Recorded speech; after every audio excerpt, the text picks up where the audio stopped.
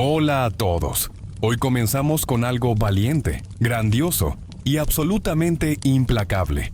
La vida en el Imperio Romano, no como senador, no como emperador, sin coronas de laurel ni banquetes de mármol.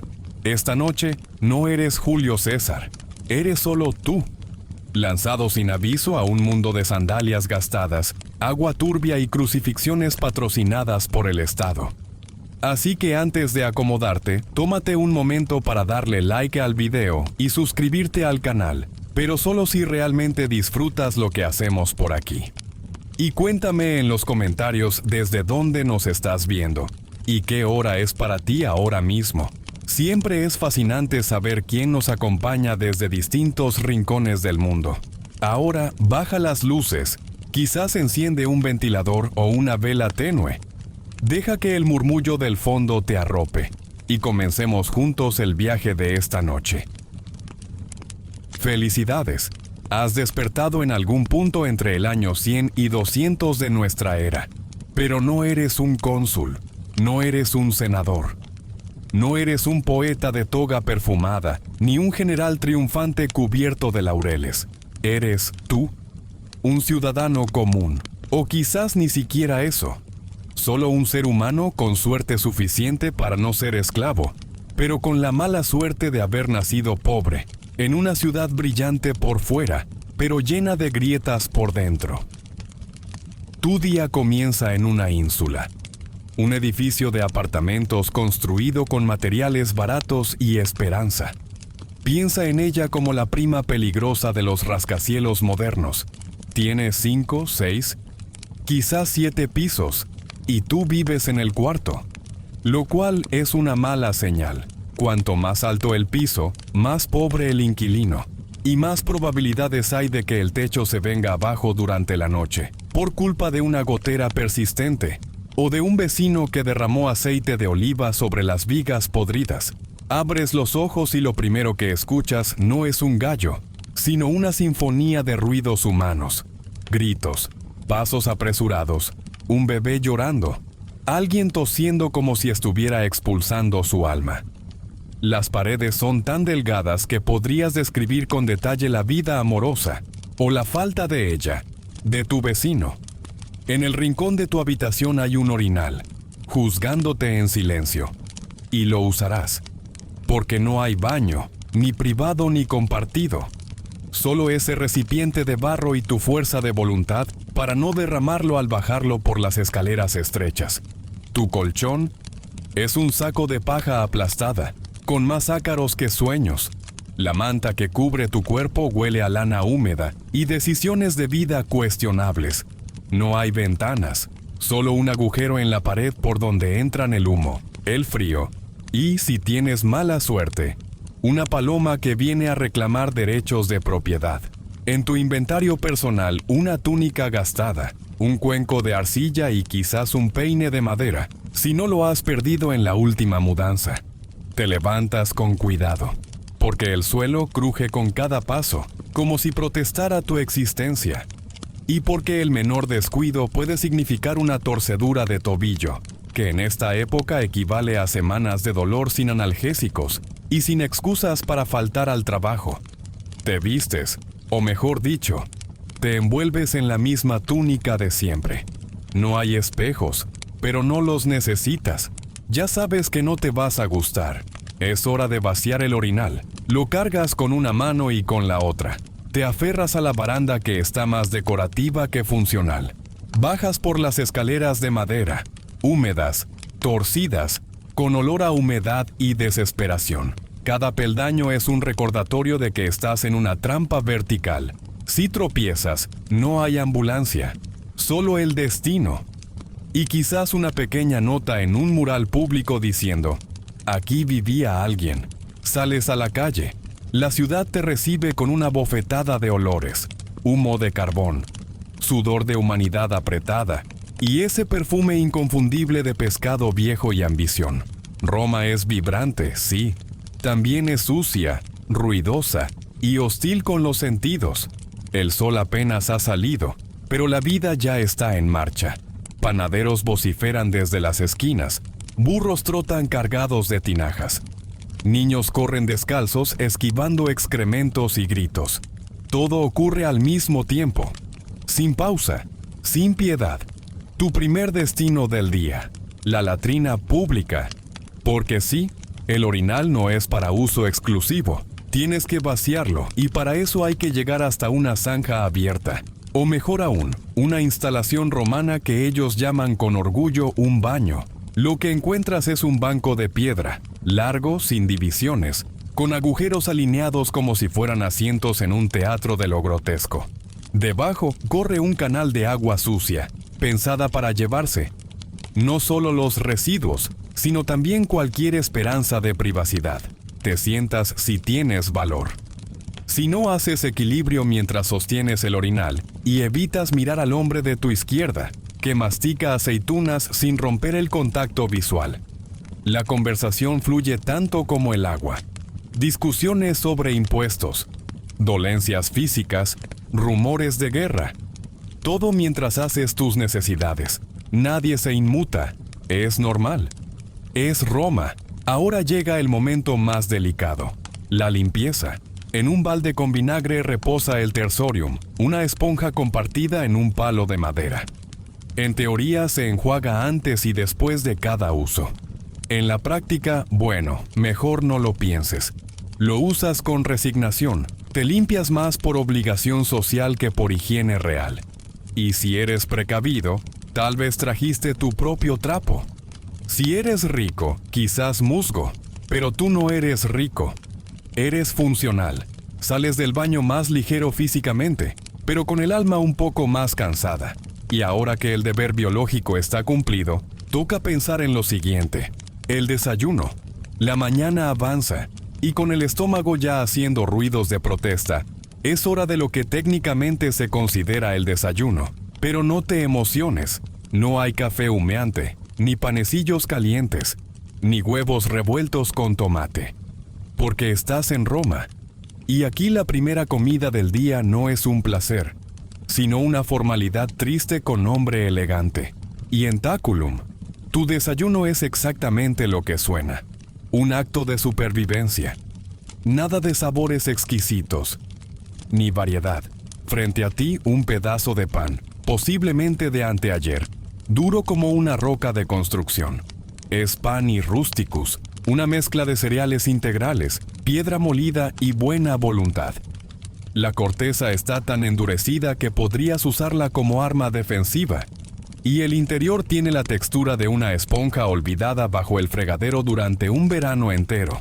Lo acompañas con un poco de vino aguado. Sí, vino, porque el agua, aunque Roma se jacta de sus magníficos acueductos, no es de fiar. En los barrios bajos, el agua puede estar contaminada por filtraciones de letrinas, residuos callejeros o simplemente por el hecho de haber compartido la fuente con 50 vecinos y un burro. Así que diluir vino es, curiosamente, la opción saludable.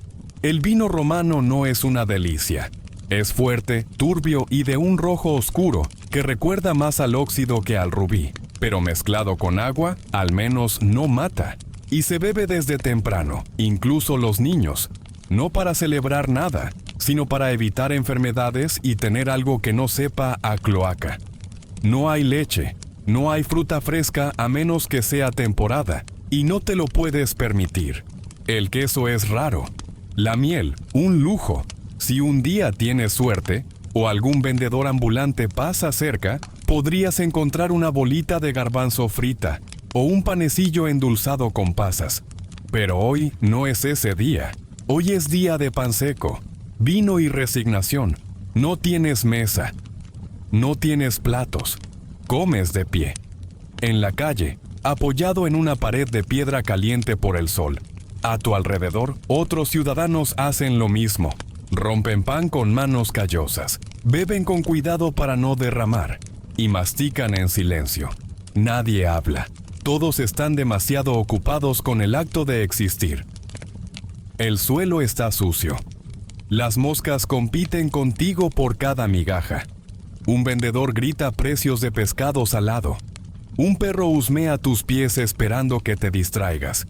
Y tú, con un trozo de pan que cruje como grava bajo tus dientes, finges que esto es normal. Porque lo es, porque esto es Roma. En el fondo sabes que podrías tener algo mejor si fueras rico. Podrías desayunar frutas, leche de cabra, higos frescos, queso blando, pan recién horneado y vino especiado. Pero tú no eres patricio, tú eres pueblo.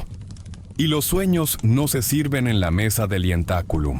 A veces en días especiales o si algún cliente generoso te ha lanzado una moneda por limpiar su calzado, puedes darte un lujo.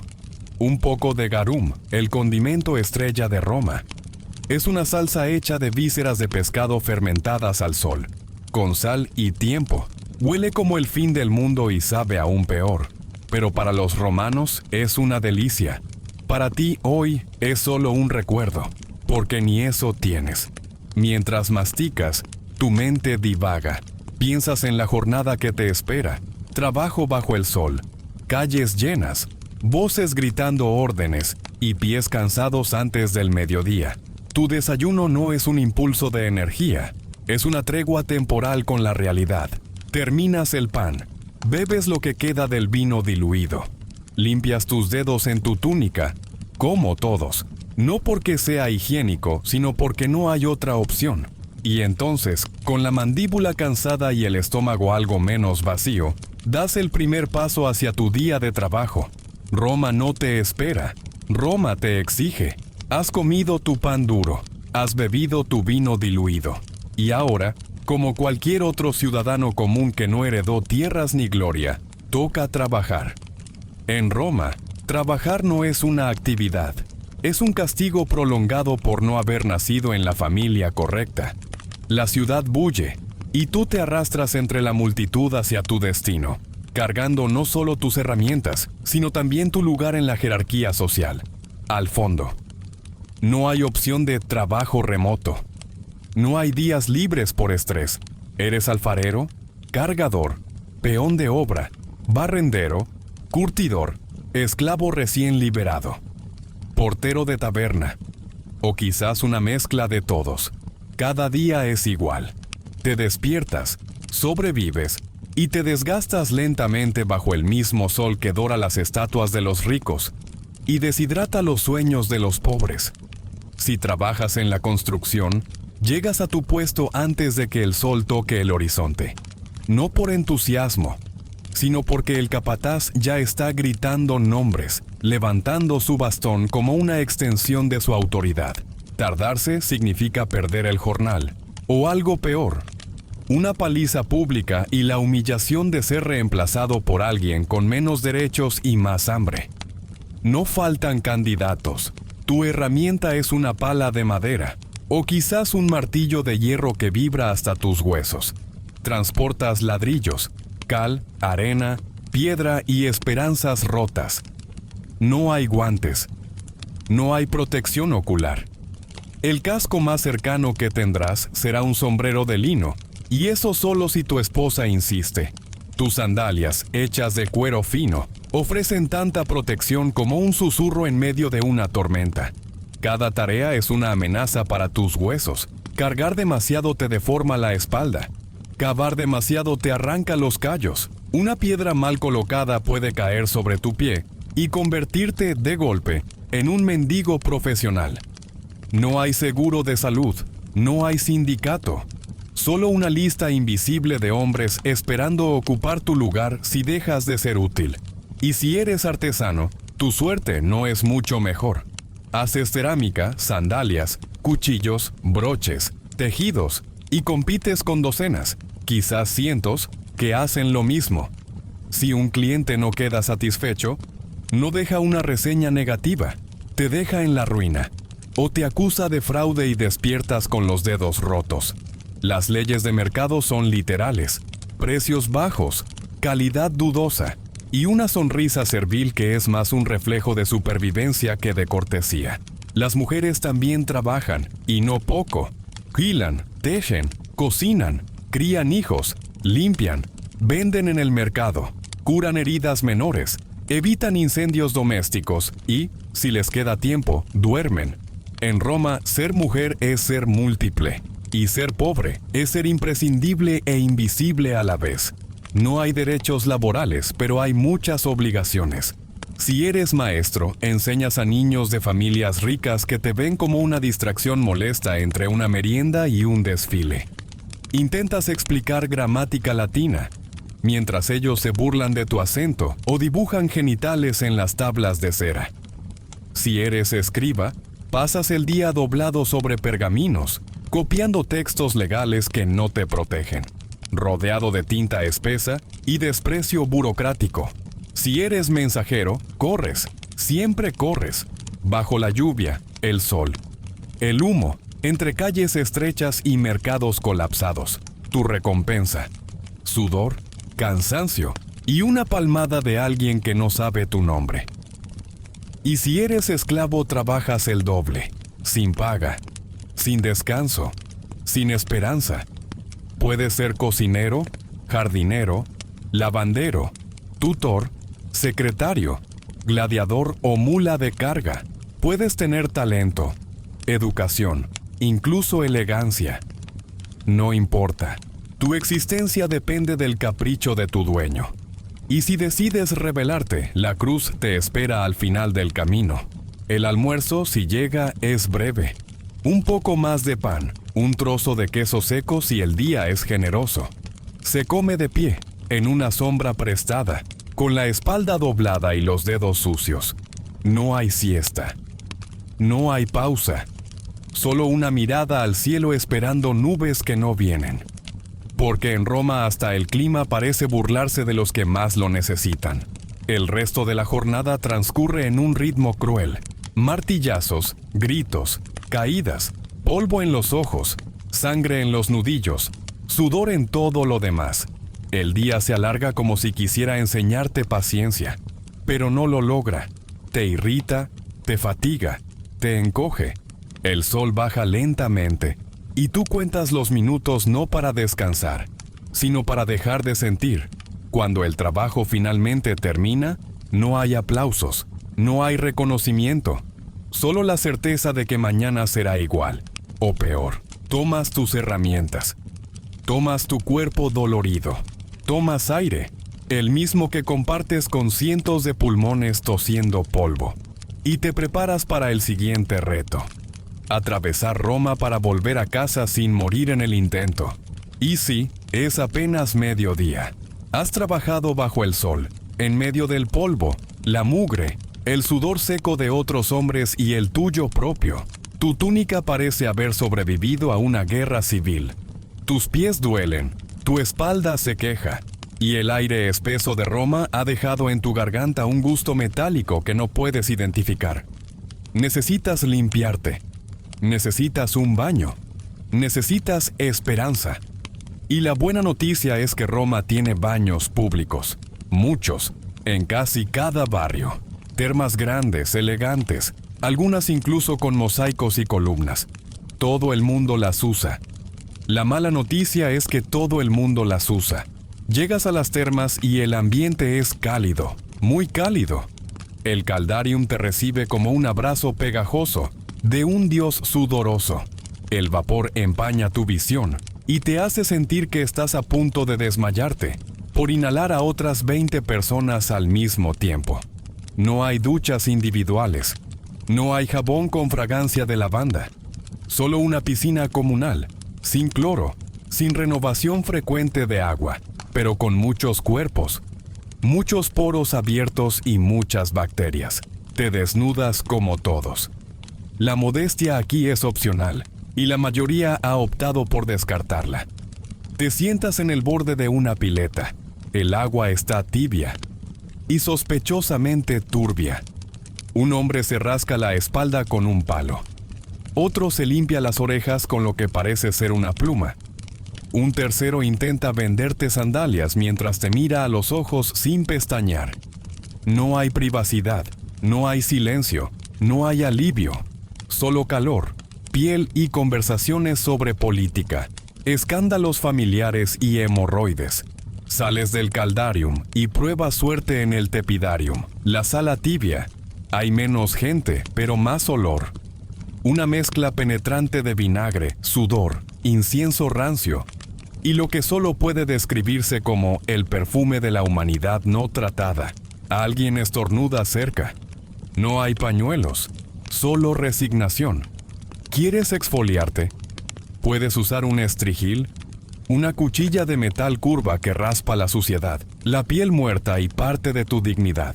Un esclavo puede ayudarte si tienes dinero.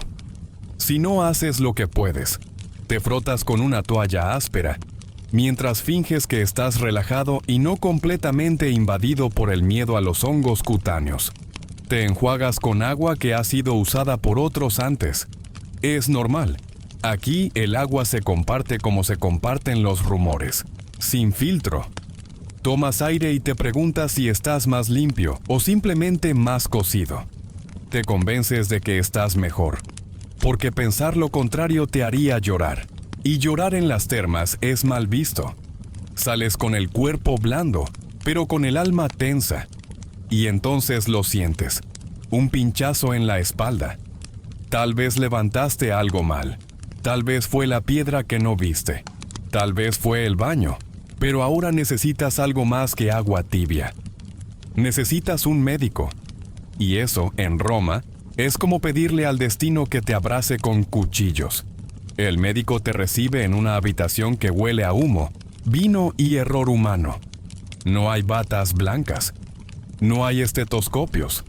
Hay pergaminos, cuchillas de bronce, frascos con hierbas secas y un hombre que aprendió medicina entre campos de batalla y rumores griegos. Su diagnóstico es inmediato. Tienes un desequilibrio de humores, no de humor, de humores. Según la medicina romana, una mezcla de teoría hipocrática, superstición etrusca y pruebas de fe. Tu cuerpo está gobernado por 4 sustancias: sangre, bilis amarilla, bilis negra y flema. Si estás enfermo, es porque tienes demasiado de una o no suficiente de otra. ¿La solución? Sacar algo. Sangre, usualmente. Te recuestas. El médico saca una lanceta, te hace un corte en el brazo y deja que la sangre fluya mientras murmura cosas sobre Marte, Saturno y el estado del clima. Si sangras poco, es mala señal. Si sangras mucho, es interesante. Te mareas. Pero no importa. Esto es medicina. Esto es Roma. ¿Tienes fiebre? Unas ventosas. ¿Dolor de cabeza? Sanguijuelas. ¿Depresión? Más sangría. ¿Dolor de estómago?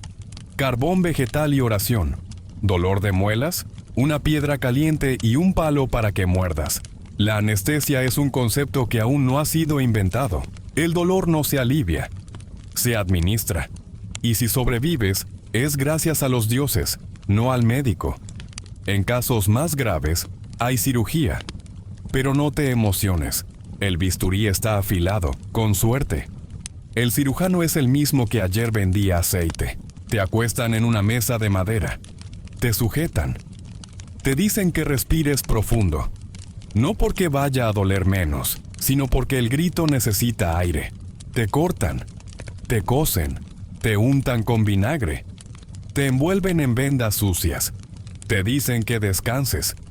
No porque importe tu recuperación, sino porque ocupas espacio y necesitan liberar la mesa para el siguiente paciente. ¿Y los medicamentos? Vino, ajo, miel, estiércol de animales específicos, porque no todos sirven. Extracto de ruda, ceniza de serpiente, saliva de gallina. Y si tienes suerte, una infusión de hierbas recogidas por una anciana que habla con las estatuas. La fe es parte de la receta. La esperanza también. Si nada de esto funciona, puedes ir a un templo y dormir allí, esperando que los dioses te curen en sueños. Literalmente. Se llama incubatio. Te acuestas en un santuario y esperas una visión. Si no sueñas, nada mala suerte. Si sueñas con un hombre de túnica blanca que te toca el pecho, puede que mejores. O puede que ya estés muerto. Y sin embargo, con todo esto, Roma funciona. La gente vive, se enferma, sobrevive, vuelve a trabajar. La medicina no cura, pero al menos entretiene. Y si eso no basta, Siempre puedes volver a las termas, a hervir tus preocupaciones con vinagre y compañía. Has sobrevivido al trabajo, has soportado los baños, has sangrado un poco, te has lavado un poco menos y aún no te has desplomado en la calle. Felicidades, pero no cantes victoria, porque ahora te enfrentas a otra fuerza implacable en el imperio, la ley romana, un sistema que, en teoría, protege a los ciudadanos y en la práctica, los recuerda de manera violenta que no son especiales. Lo primero que debes entender es que Roma tiene leyes, muchas, escritas, recitadas, grabadas en piedra y a veces en bronce. El problema no es su ausencia, es su aplicación. No importa tanto lo que dice la ley, sino quién la interpreta, a quién favorece y cuánto has bebido con el magistrado la semana pasada. Si eres ciudadano, tienes ciertos derechos. Puedes apelar, puedes evitar ser crucificado sin juicio, puedes incluso denunciar a alguien por difamación. Pero todo esto viene con asteriscos. Si eres pobre, si no tienes clientes o patronos, si no tienes testigos, tu voz suena como el susurro de una hoja seca en medio de un mercado ruidoso. Si no eres ciudadano, no tienes derechos, no en el sentido práctico. Puedes ser azotado por robar un pan, marcado al fuego por insultar a un oficial, vendido como esclavo por no pagar tus deudas o en casos más extremos, ejecutado públicamente como advertencia. El imperio no pierde tiempo en procesos largos para los que no valen legalmente tanto. Y si eres esclavo, no hay juicio. ¿Eres propiedad? Si tu dueño muere asesinado, todos los esclavos de la casa pueden ser ejecutados sin preguntas. No importa si sabías algo o si estabas durmiendo en el establo. La ley no busca justicia, busca control, y el miedo es una herramienta precisa. Los juicios públicos se celebran en foros, como espectáculos. Hay oradores, testigos, gritos, aplausos. El acusado es más actor que demandado. Debe mostrarse humilde, teatral, emotivo. Llorar ayuda, desmayarse puede sumar puntos. El magistrado observa aburrido, con una expresión que mezcla cansancio y poder absoluto. Si tienes dinero, puedes comprar testigos, argumentos, incluso el veredicto. Si no, puedes rezar. Pero hazlo en silencio, porque interrumpir puede interpretarse como desacato. Y el desacato se paga con una bofetada, una multa o una buena sesión de azotes en público, según el humor del juez. Las penas no están diseñadas solo para castigar, están pensadas para educar al resto. Cada látigo, cada cicatriz, cada grito en la plaza es un mensaje. Esto te puede pasar a ti. Hay flagelaciones públicas, mutilaciones, marcas a fuego, exilio a islas donde el viento sopla más que las visitas. Y, por supuesto, la crucifixión. La crucifixión. El castigo estrella, largo, doloroso y humillante. No es solo morir, es descomponerse lentamente mientras todos te miran. Te desnudan, te amarran o clavan, te levantan como trofeo de lo que no se debe hacer. Y esperas, horas, a veces días, bajo el sol, bajo la lluvia, bajo los ojos indiferentes de una ciudad que ha visto demasiadas ejecuciones como para conmoverse. No es un castigo reservado para casos extremos. Es común para ladrones, rebeldes, desertores y cualquiera que moleste lo suficiente al sistema. Y no se hace en secreto.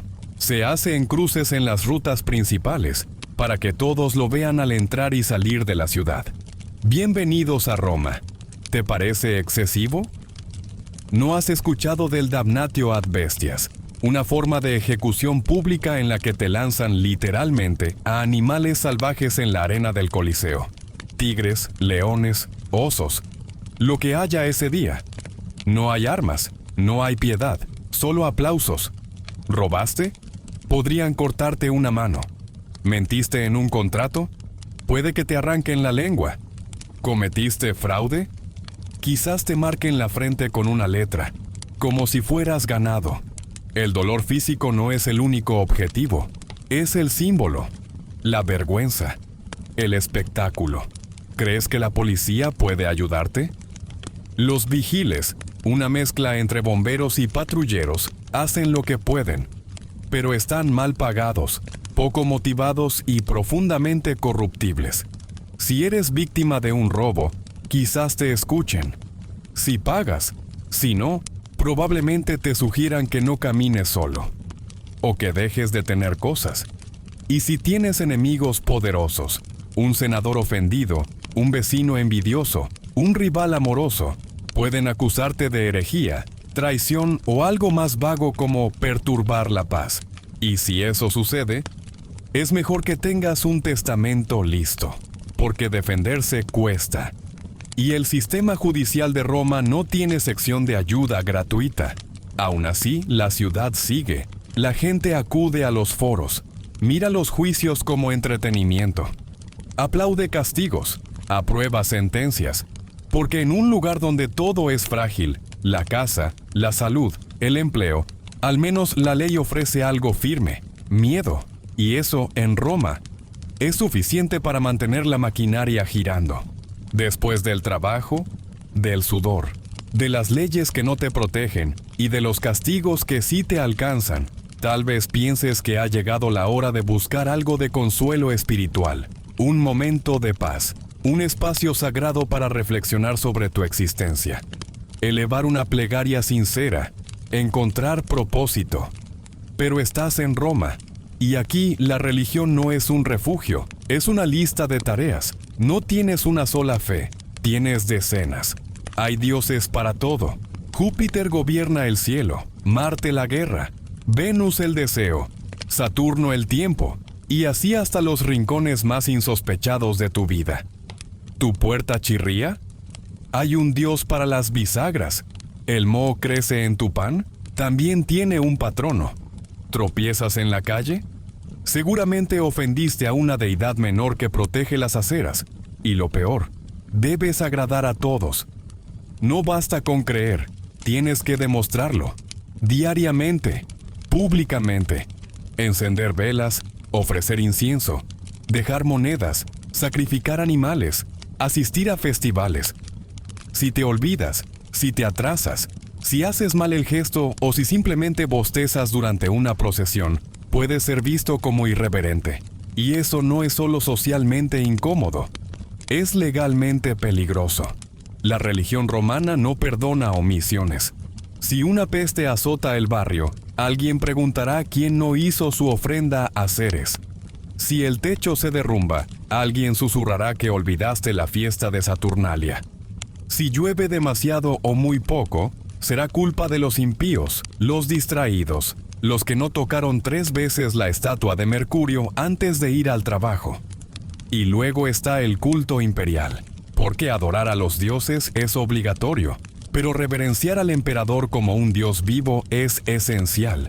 No importa si lo consideras un tirano decadente con peinado de paja mojada. Debes sonreír cuando pasas frente a su busto. Debes lanzar incienso en su altar. Debes aplaudir durante sus desfiles, incluso si estás con fiebre. No hacerlo puede etiquetarte como impío, subversivo o, peor aún, sospechoso. Y en Roma, la sospecha es contagiosa. Un vecino te observa, un vendedor comenta, un magistrado toma nota. El culto al emperador es el termómetro de tu obediencia. Tu alma puede estar vacía, pero tu rostro debe brillar de devoción, aunque solo sea un reflejo bien ensayado. Las festividades religiosas llenan el calendario. Días y más días donde el comercio se detiene, las calles se llenan de humo, el vino corre libre y los animales tiemblan en las esquinas, esperando ser sacrificados. En teoría, son celebraciones. En la práctica, son maratones de rituales, largas caminatas, procesiones interminables, himnos repetitivos, todo para calmar la ira divina que siempre parece a punto de estallar. Y no hay descanso espiritual, ni siquiera en casa. Cada familia tiene su altar doméstico, el ararium, donde se honra a los dioses del hogar. Debes encender lámparas, derramar vino, pronunciar fórmulas que tu abuela memorizó de su abuela. y que nadie se atreve a cambiar. Si el fuego se apaga antes de tiempo, hay que volver a empezar. Y si el gato derriba la estatua, mejor consíguete otro gato y otro altar. Algunos agotados buscan alternativas, cultos extranjeros, promesas de vida después de la muerte, dioses más misericordiosos o simplemente más simples, pero debes tener cuidado. Roma tolera las creencias hasta que dejan de convenirle. Los cultos no autorizados son vistos como amenazas. Reunirse en secreto puede sonar a conspiración. No participar en las ceremonias oficiales puede sonar a traición. Decir que hay un solo Dios puede sonar a desafío. Y Roma, aunque es vasta, tiene poco espacio para ideas que no sirvan al orden establecido. Así que te adaptas, finges, aprendes los nombres de los dioses como si fueran parientes exigentes. Recitas fórmulas que no entiendes. Te persignas frente a cada templo. Llevas monedas para los altares. No porque creas, sino porque temes. Porque un día sin ritual puede traer una semana de desgracias. Y porque vivir en Roma ya es bastante difícil como para tentar al destino. La religión no es tuya, no es íntima, no es personal. Es una red pública de obligaciones, una coreografía constante de gestos, velas, oraciones, ofrendas y máscaras. Una forma de controlar sin cadenas, de juzgar sin tribunales, de castigar sin látigos. Porque si algo te sale mal, siempre habrá alguien que diga, ofendiste a los dioses. Y eso, en Roma, basta para condenarte. Después de una jornada de trabajo brutal, de baños compartidos con bacterias optimistas, de rituales eternos y dioses con horarios exigentes, el ciudadano romano promedio podría soñar con un poco de diversión. Y Roma, como buen imperio obsesionado con el control, entendió algo muy temprano. La mejor forma de gobernar no es solo con leyes ni con miedo, sino también con entretenimiento. Bienvenido al espectáculo. No uno cualquiera. Un espectáculo público, masivo, gratuito y deliciosamente brutal. Porque si Roma es conocida por su arquitectura, sus leyes, su idioma, también lo es por su amor incondicional a la sangre como pasatiempo. El Coliseo es el epicentro de ese amor. Una mole de piedra que resuena con los rugidos de miles de espectadores, donde hombres luchan hasta morir por la gloria ajena. Gladiadores, prisioneros, esclavos condenados, todos puestos en escena para que tú, ciudadano cansado, olvides por un instante que tu techo tiene goteras y que tu cena será pan con más pan. No hay pausa. No hay compasión. La multitud aplaude, ríe, grita, apuesta. Y tú también, porque no hacerlo es raro. Y en Roma, ser raro es sospechoso. Si los gladiadores no son lo tuyo, puedes ir al Circus Maximus, donde las carreras de cuadrigas ofrecen velocidad, peligro y accidentes tan violentos que harían sonrojar a cualquier director de cine moderno. Los conductores vuelan, las ruedas estallan, los caballos se desbocan y el público se levanta como una ola humana. No es solo una carrera, es una guerra con riendas y cascos que no existen. ¿Prefieres el teatro? Adelante. Aunque te advierto que las comedias romanas no tienen el refinamiento griego. Aquí el humor es físico, crudo, lleno de insultos, caídas, referencias a órganos y dioses ofendidos. La sátira es moneda corriente, pero solo si no se burla del emperador. Si lo hace, la función puede terminar con una ejecución. Y entre un espectáculo y otro, están los músicos de calle, los acróbatas, los poetas desesperados, los oradores que no consiguen clientes y se desahogan con el primer transeúnte. La ciudad entera parece un escenario. Hay tanto ruido que a veces ni notas que en la esquina se está llevando a cabo una flagelación pública o una procesión funeraria con bailarines. Todo convive, todo se funde. Todo sirve para mantenerte entretenido. Pero no te confundas. Detrás del entretenimiento hay una maquinaria silenciosa y afilada. La jerarquía social. Roma no es horizontal, es una escalera. y cada escalón está cubierto de grasa. En la cima están los senadores, los aristócratas de sangre vieja, que visten togas con franjas púrpuras y tienen nombres tan largos como sus propiedades. Justo debajo, los equites, la clase ecuestre, ricos sin título, pero con suficiente dinero para no necesitarlo. Luego tú, y por debajo de ti, esclavos, extranjeros, libertos, y todos aquellos que solo son visibles cuando molestan. Subir en esta estructura es casi imposible, y si lo logras, debes hacerlo con sigilo, humildad fingida y mucha diplomacia. Demostrar ambición abiertamente es peligroso. Te hace blanco de rumores, de acusaciones, de invenciones. En Roma, el cuchillo más común no está en la cocina, está en las palabras. ¿Cómo se asciende entonces? Con un patrón. Un hombre poderoso que te apadrina, te protege, te humilla sutilmente a cambio de tu lealtad. Cada mañana, haces la salutatio, una visita obligatoria a su domus. Le alabas la toga, le sonríes a sus hijos, le pides una recomendación o un favor. Él puede darte una moneda, un cargo menor, una promesa vacía. Tú sonríes, agradeces, te retiras. Así funciona. Es un sistema de favores, susurros y lealtades compradas. No es corrupción, es Roma. La política es personal. La influencia es silenciosa. Y cada gesto cuenta. Cómo caminas, cómo saludas, con quién te sientas en el teatro. Todo se observa, todo se anota, todo puede usarse en tu contra. El matrimonio también forma parte del juego. No se casa quien ama, sino quien necesita una alianza. Las bodas son contratos, las dotes, inversiones. El amor es para los poetas, y los poetas, salvo excepciones, mueren pobres. Incluso el arte, la literatura y la filosofía están sujetos al mismo filtro social. Puedes escribir la obra más sublime, pero si no cae bien al círculo correcto, se perderá.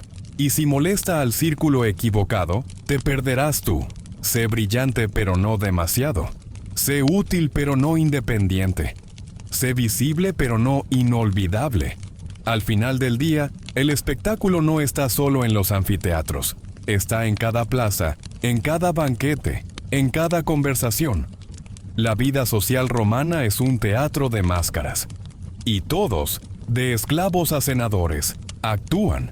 Porque no hacerlo, no seguir el guión, es arriesgarlo todo. Y Roma no perdona improvisaciones mal hechas. El sol se ha puesto sobre los tejados agrietados de la ciudad eterna. Y por un momento, solo por un instante, podrías pensar que Roma duerme. Pero Roma no duerme. Roma acecha. Cuando llega la noche, la ciudad cambia de forma. El bullicio de los mercados cede paso a un murmullo inquietante. Las sombras se alargan entre callejones estrechos. Los templos guardan silencio, y las antorchas chispean con una luz temblorosa que apenas logra perforar la negrura. No hay faroles, no hay electricidad. A menos que seas rico y puedas permitirte lámparas de aceite toda la noche, dependes del azar, de la luna, de las brasas que aún arden en alguna esquina, o de tu memoria para no tropezar con los escalones que ya conoces demasiado bien. Las calles por la noche no son lugar para los desprevenidos. Los vigiles, esos guardianes nocturnos romanos, patrullan armados con cubos de agua, palos y una enorme falta de motivación. Son bomberos, sí, pero también policías, barrenderos, vigilantes y ocasionalmente sobornables. Si haces mucho ruido, quizás te callen. Si pides ayuda depende del humor del turno. Y es que lo más temido de la noche romana no son los ladrones, es el fuego. Los edificios de madera, esas ínsulas apiladas como cajas húmedas, son trampas esperando una chispa. Está prohibido cocinar por la noche, pero la gente tiene hambre y el sentido común rara vez pesa más que el estómago vacío.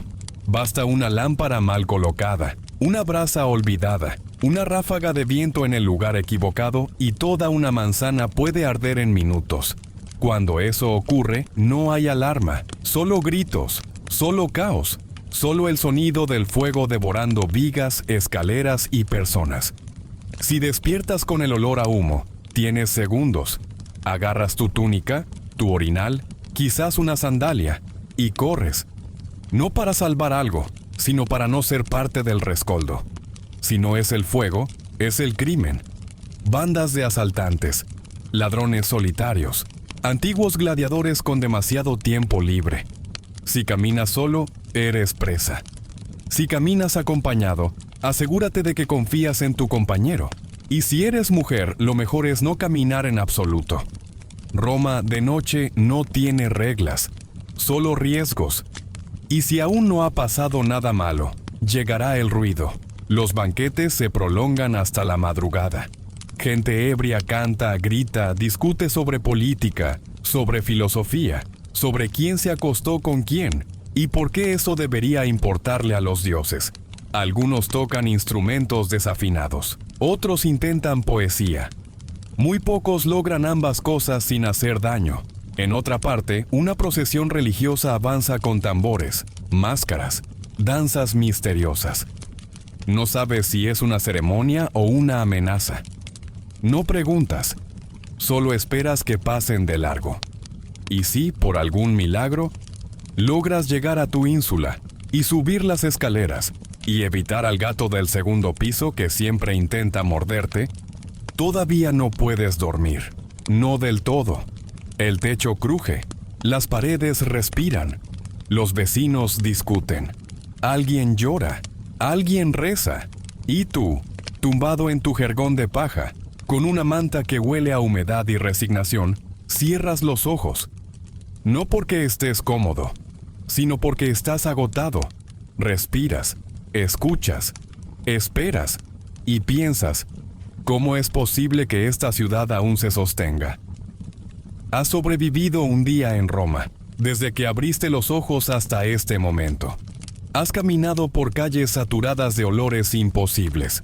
Has comido pan que podría usarse como herramienta de defensa personal. Has usado una esponja comunitaria con la fe de un santo. Has trabajado hasta que tus huesos pidieron tregua. Has rendido homenaje a dioses que no te conocen. Has fingido sonreír frente a una estatua imperial. Has visto sangre en nombre del entretenimiento. Has escalado socialmente solo para no caer más bajo. Has escuchado cómo la ciudad respira, grita, arde, y sigues aquí. Un día. Solo un día. ¿Podrías repetirlo mañana? La mayoría de nosotros, modernos habitantes de sillas acolchadas y ventanas con doble vidrio, no duraríamos ni hasta el almuerzo. Nuestro concepto de confort se rompería antes que nuestras sandalias. Pediríamos ayuda al primer vendedor de garum. Lloraríamos frente a la primera cucaracha. Suplicaríamos por un café que aún no existe. Y eso está bien, porque no viniste a Roma para vivir. Viniste para mirar, para imaginar, para entender. Y lo que entendiste es esto. Roma fue construida no por mármol ni columnas. Fue construida con trabajo duro, con miedo, con fe ciega en cosas que hoy nos parecen absurdas, y con una persistente capacidad de seguir adelante, día tras día, siglo tras siglo. Así que mientras cierras los ojos esta noche, en tu cama moderna, con tu botella de agua filtrada, tu aplicación de meditación y tus sábanas limpias, recuerda, alguien hace mucho tiempo se fue a dormir en una ciudad que nunca descansaba, y de alguna forma esa persona despertó al día siguiente, para hacerlo todo otra vez. Tú no tienes que hacerlo, solo tienes que descansar. Imagina un rincón del mundo donde el imperio todavía no brilla, donde no hay estatuas de mármol, ni columnas corintias, ni multitudes que vitorean nombres imperiales, solo campos, colinas bajas y un aire que huele a heno y a tierra húmeda. Allí, en la región del Lacio, se encuentra una aldea llamada Reate. No es famosa, no aparece en los poemas de los grandes, pero ahí comienza la historia de uno de los emperadores más insólitos de Roma. Y no, No era un niño especial.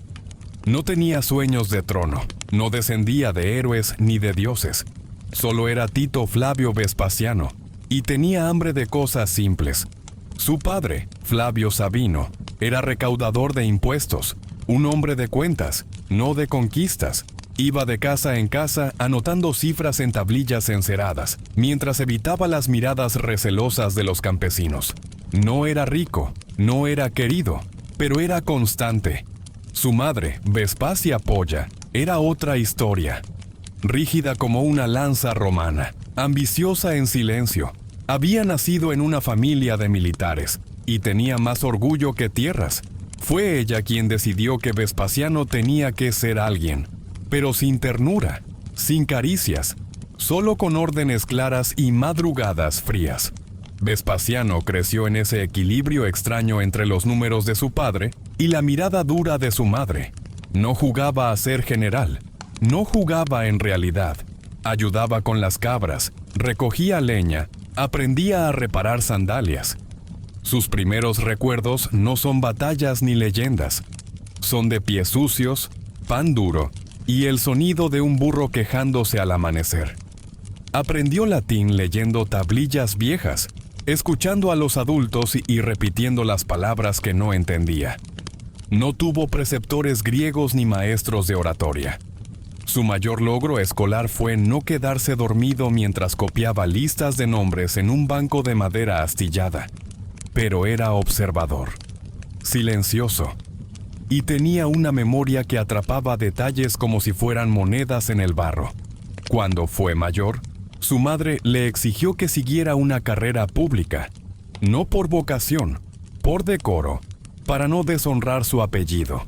Su hermano, Sabino, ya había logrado una buena posición, así que Vespasiano, obediente como siempre, fue a Roma, no con entusiasmo, con resignación.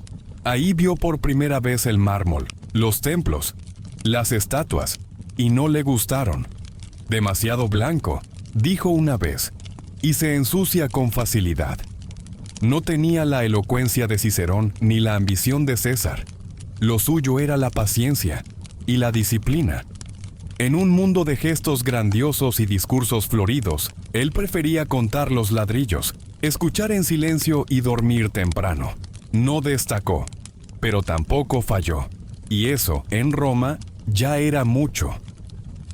Un día, recibió un pequeño encargo: acompañar a un oficial en una inspección militar. Allí empezó su relación con el ejército, no como líder, como aprendiz. Aprendió a marchar, a soportar el frío, a dormir sobre piedras sin quejarse. Aprendió a dar órdenes cortas y a obedecer sin rechistar. Le gustaba la claridad de los mandatos, la lógica de las formaciones. No había teatro, solo barro, sudor y responsabilidad. Pasaron los años, y aunque nadie apostaba por él, Vespasiano se mantuvo firme, sin escándalos, sin triunfos espectaculares, solo avanzando, paso a paso, como una mula bien entrenada. Nunca soñó con ser emperador, ni siquiera soñó con llegar al Senado. Lo suyo era más simple: sobrevivir sin deber favores, trabajar sin llamar la atención, acostarse temprano y levantarse antes que el sol. Porque así era Vespasiano, en un mundo de oro y tragedia. Él era madera seca y cuerda fuerte, y todavía faltaba mucho para que Roma lo mirara, pero él ya estaba listo. La vida de Vespasiano no dio saltos. No hubo un momento de gloria repentina, ni aplausos colectivos, ni una fecha exacta donde todo cambió. Su ascenso fue como el crecimiento de una higuera, imperceptible, silencioso y sólido, día tras día, año tras año, sin estruendos, pero con raíz. Después de sus primeros años como oficial menor, fue enviado a Germania. Allí el frío tenía dientes y el barro era parte del uniforme. No se trataba de gloria, sino de aguantar. Aprendió a convivir con el hambre, con la humedad que se metía en los huesos, y con el silencio de los hombres que ya habían visto demasiadas muertes para hablar de ellas. Era puntual, medía las distancias a ojo. Calculaba tiempos de marcha sin necesitar clepsidras. Nunca se quejaba. Nunca hablaba de más. Y cuando recibía una orden, la ejecutaba. No como un autómata, sino como alguien que entendía el valor de hacer las cosas bien. Sin dramatismo. En un ejército lleno de ambiciosos, él destacaba por lo contrario, no querer destacar. Luego fue trasladado a Britania, el norte salvaje, tierra de lluvia, colinas eternamente verdes y niebla que parecía tener voluntad propia. Allí participó en campañas largas y tediosas, donde la victoria no venía en forma de conquistas épicas, sino de lograr que un puente no colapsara, o que los soldados no murieran por beber agua estancada. Era un tipo de guerra que no salía en los relatos poéticos, pero que construía el imperio de verdad. Los legionarios lo respetaban, no por carisma, sino porque comía lo mismo que ellos, dormía entre ellos, escuchaba más de lo que hablaba, y cuando castigaba, lo hacía sin ira, con una lógica que, aunque dura, era entendible. Y cuando el combate llegaba, no gritaba órdenes, las daba con calma, como quien dirige una obra de carpintería precisa. Con el tiempo fue nombrado gobernador de África, una provincia difícil, rica en tensiones y pobres en soluciones. Allí su estilo frugal se hizo famoso. Rechazó banquetes, recortó gastos, caminaba entre los ciudadanos como uno más, sin escoltas excesivas ni túnicas bordadas. Los comerciantes lo odiaban por su insistencia en revisar cada cuenta. Los soldados lo amaban por permitirles volver a casa con el sueldo completo. Una anécdota lo define bien. En un festín ofrecido por un aliado local, le sirvieron un pescado exótico y carísimo. Lo miró, levantó una ceja y preguntó cuánto costaba. Cuando le dijeron la cifra, simplemente empujó el plato hacia el centro de la mesa y dijo: «Entonces que lo compartan todos. A ese precio debe rendir». Durante años, Vespasiano vivió en esa línea extraña entre lo visible y lo olvidado. No era favorito de los emperadores, no era parte de ninguna familia noble, no tenía protectores, tampoco enemigos visibles. Era, para muchos, una figura gris, un funcionario útil, un engranaje silencioso. Pero el imperio necesitaba engranajes que no chirriaran, y él, sin saberlo, estaba siendo preparado por la historia. Fue entonces cuando llegó un periodo de sombras. Tras años de servicio impecable, fue acusado de negligencia. En realidad había disgustado a una figura poderosa por no aceptar sobornos. Fue apartado, ignorado. Se retiró a una pequeña propiedad rural, con poco dinero y menos reconocimiento. Allí, lejos de las intrigas, volvió a lo que conocía: la tierra, el trabajo, el ritmo natural de los días. Plantó olivos, administró cosechas, reparó herramientas y, sobre todo, esperó. No con ansiedad, con esa paciencia que siempre lo acompañó. La paciencia de quien sabe que todo, lo bueno y lo malo, pasa. Durante ese tiempo decía poco. Escribía aún menos, pero observaba. Escuchaba los rumores de Roma desde la distancia. Sabía que algo se estaba rompiendo, que el imperio se estaba agrietando, y no se alegraba por ello, pero tampoco se sorprendía, porque había vivido lo suficiente para saber que ningún sistema es eterno, y que los poderosos rara vez tienen tiempo para mirar el suelo por donde caminan. Y cuando el caos llegó, él ya tenía las botas puestas. Roma estaba quebrándose, no con un gran estruendo, ni con terremotos ni invasiones bárbaras.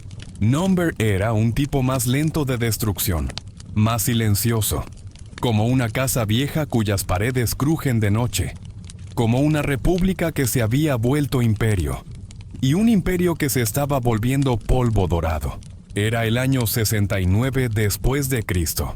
Años de tensión, de rumores, de traiciones disfrazadas de discursos, de soldados leales solo a las monedas y gobernadores que hablaban en susurros por miedo a que las paredes escucharan.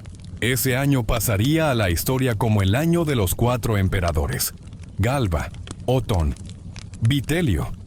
y finalmente Vespasiano.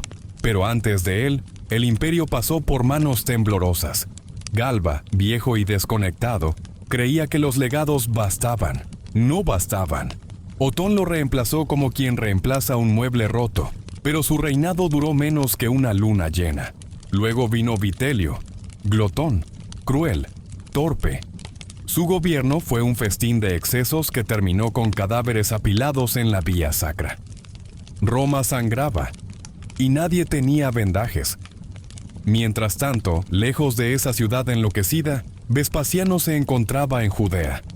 Dirigía una campaña militar para sofocar una revuelta. La guerra era lenta, amarga, pero él se mantenía como siempre, organizado, metódico, sin discursos heroicos. Un día sus soldados lo llamaron aparte. Le hablaron con seriedad. El imperio necesita orden, necesita a alguien como tú. Vespasiano se rió. Pensó que era una broma, pero no lo era. La proclamación no fue hecha con fanfarrias, ni con estandartes dorados. Fue un acto simple. Soldados reunidos bajo el sol, jurando lealtad a un hombre que, hasta hacía poco, apenas era un nombre en una lista. Un hombre que no buscaba el poder, pero que ahora lo tenía en las manos como si fuera una vasija antigua, agrietada, preciosa y a punto de romperse. Vespasiano no partió de inmediato hacia Roma. Dudaba, consultaba cartas, caminaba por su tienda en silencio. Sabía que gobernar Roma no era sentarse en un trono, era meterse en una red de intereses podridos, de traiciones palaciegas, de burocracia infinita y de nobles que hablaban mucho sin decir nada. Y aún así, aceptó. No por ambición, sino por deber. Porque alguien tenía que hacerlo. Porque la alternativa era dejar que los buitres se comieran los restos del imperio, mientras los ciudadanos comunes seguían sin pan. Cuando por fin entró en Roma, lo hizo sin desfile, sin corona, sin caballos blancos. Llevaba su túnica habitual, sus sandalias gastadas y una expresión seria. Era un hombre que venía a limpiar, no a celebrar. Roma estaba irreconocible. Las calles sucias, los templos saqueados, el Senado dividido, el pueblo hambriento, los soldados inquietos. Era como una casa que había sido alquilada por inquilinos irresponsables. Y ahora Vespasiano, con su sentido casi doméstico del orden, tenía que barrer, reparar, reorganizar. Su primera acción fue detener los gastos innecesarios. Prohibió fiestas absurdas, recortó lujos, exigió cuentas claras. Algunos lo llamaron tacaño. Él respondía con una ceja levantada y una pregunta sencilla. ¿Tenemos comida para mañana? Reinstauró el sistema de impuestos. No para enriquecerse, sino para reactivar los servicios básicos. Redujo el número de funcionarios inútiles. Persiguió a los corruptos no con ejecuciones teatrales, sino con destituciones silenciosas y definitivas. Se reunía todos los días con sus asesores al amanecer. Escuchaba, tomaba notas, rara vez levantaba la voz. Cuando no entendía algo, lo decía. Cuando alguien intentaba halagarlo, cambiaba de tema. Gobernar para él era como reparar una viga, con paciencia, sin alardes y con las herramientas adecuadas. Y poco a poco, Roma respiró. El aire se volvió menos espeso, las calles más limpias, el pueblo menos tenso. No hubo milagros, no hubo paz inmediata, pero sí hubo algo nuevo, estabilidad. Y eso, en un imperio acostumbrado al caos, era más raro que un eclipse. Vespasiano no se sentó en el trono como un dios. Se sentó como un trabajador, como alguien que había pasado toda su vida haciendo cosas útiles y que ahora simplemente continuaba haciéndolas con una silla un poco más elegante. Era un emperador en sandalias, y Roma por fin tenía suelo firme bajo los pies. No todos los días en el trono romano eran festivales, conspiraciones o discursos ante el Senado. En la vida de Vespasiano, la mayoría de los días eran simplemente días. Comenzaban temprano, casi siempre antes del amanecer. Roma aún dormía, cubierta por la bruma matinal, y el eco distante de pasos apresurados en las calles de piedra. Mientras la ciudad bostezaba, Vespasiano ya estaba despierto. No necesitaba hacerlo, pero lo prefería así. Le gustaba revisar los informes de provincia con la luz tenue de una lámpara de aceite. Los pergaminos tenían ese olor particular de tinta seca, cuero viejo y polvo. Leía cada línea con atención, subrayando con el dedo índice, deteniéndose en los gastos superfluos, en las cifras infladas, en los nombres repetidos. A veces fruncía el ceño, a veces suspiraba. Casi nunca sonreía. El desayuno era frugal: pan, aceitunas, un trozo de queso curado. Agua, no vino, no por abstinencia sino por costumbre. Mientras comía, escuchaba a sus asistentes. No hablaban de política a esa hora. Hablaban de reparaciones, de rutas obstruidas, de impuestos que no llegaban. Él asentía, daba instrucciones cortas, siempre con voz baja. Nunca gritaba, no lo necesitaba. A media mañana recibía a los emisarios. Algunos venían de lejos con túnicas bordadas y palabras decoradas. Él los escuchaba sin interrumpir, y al final solía preguntar: ¿y qué necesita su gente? No quería homenajes, quería resultados. Si alguien intentaba halagarlo, desviaba la conversación con una pregunta práctica. A veces incluso fingía no entender los elogios. Era su forma de evitar la adulación. Entre reuniones caminaba, no en jardines privados llenos de mármol, sino en los patios sencillos del palacio. Observaba los muros, tocaba las columnas, preguntaba sobre las reparaciones, sobre el estado de los techos, sobre los salarios de los trabajadores. Era un emperador que notaba las goteras, que preguntaba cuántos ladrillos se habían usado, que recordaba el nombre del albañil. Almorzaba igual que desayunaba, nada de banquetes, nada de 10 platos, un guiso, un puñado de legumbres, algo de fruta seca. Comía rápido, pero sin ansiedad, y siempre agradecía a quien lo servía, siempre. Por la tarde revisaba casos judiciales, no todos, claro, pero sí algunos que consideraba importantes. Le molestaba la injusticia más que la traición. Una vez anuló una sentencia solo porque el acusado no había tenido tiempo de defenderse. Dijo: la prisa es útil para vender pescado, no para juzgar a un hombre. A veces recibía a sus hijos. Con Tito, el heredero, era exigente. Le hablaba de deber, de moderación, de paciencia, nunca de gloria, nunca de poder. Le decía: un imperio se sostiene con cuentas claras y oídos atentos. A veces le daba ejercicios: organizar las cuentas de una villa, redactar un edicto, escuchar a un comerciante que venía a quejarse. Todo con seriedad, todo como si ya fuera emperador. Cuando caía la tarde, el trabajo continuaba. Reuniones con el tesorero, cartas a los gobernadores, proyectos de obras públicas. Vespasiano tenía especial interés en los caminos, en los acueductos, en las construcciones útiles. Fue él quien impulsó el inicio del Coliseo, no como monumento, sino como fuente de empleo. Miles de obreros recibieron paga regular gracias a esa obra, y eso, para él, era más importante que la posteridad. Sus reformas incluían incluso lo desagradable, como el famoso impuesto sobre la recogida de orina. Era práctico, recaudaba fondos, y sí, olía mal. Cuando su hijo lo criticó, Vespasiano le acercó una moneda y preguntó: ¿huele mal? Tito dijo que no. Entonces el emperador sonrió por única vez ese día, pues de ahí viene. Cenaba poco, se acostaba temprano, no celebraba fiestas, no tenía poetas favoritos ni músicos en su comedor. A veces leía, a veces se quedaba en silencio, a veces miraba el cielo desde una terraza y simplemente respiraba. Sus noches eran tranquilas, dormía profundamente. No necesitaba vino ni canciones, solo la conciencia limpia de quien había hecho lo que debía hacer. No todo, no perfecto, pero lo necesario, y eso le bastaba. Así era su vida, día tras día, rutina tras rutina. el emperador que mantenía a Roma en pie sin levantar la voz.